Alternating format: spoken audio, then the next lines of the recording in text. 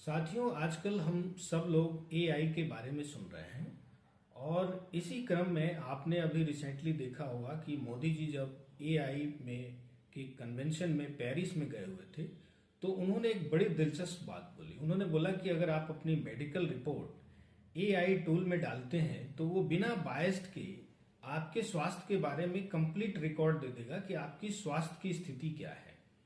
लेकिन दूसरी तरफ उन्होंने ये भी कहा कि अगर एआई को ये बोला जाए कि आप एक लेफ्ट हैंड राइटिंग वाले पर्सन का इमेज बनाइए तो एआई हमेशा ही राइट हैंड पर्सन का इमेज बनाएगा।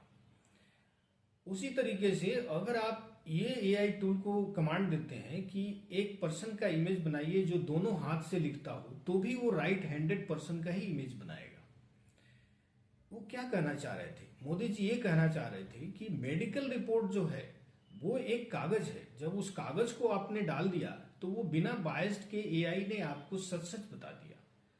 लेकिन अगर आप ये लेफ्ट हैंड राइट हैंड वाले अगर आप कंटेक्स्ट में देखते हैं तो ये एक बायस डिसीजन है एआई का। यानी कि जो आप डेटा एआई को दे रहे हैं उसी डेटा के बेस पे वो आपको इंफॉर्मेशन फिर निकाल के दे रहा है। यानी कि जितने भी डेटा डाले जा रहे हैं, जैसे मान लीजिए एआई को आप ये बोलते हैं कि एक डॉक्टर का इमेज बनाइए तो हमेशा मेल डॉक्टर का ही इमेज बना के देगा। ऐसा इसलिए है कि जो लोग भी डेटा फीड कर रहे हैं एआई में वो हमेशा एक माइंड में ये रखते हैं कि जो जनरल समाज में जो ट्रेंड है उसी डेटा को वो डालते हैं और उसी डेटा के बेस पे वो आपको फिर आपका आंसर करता है।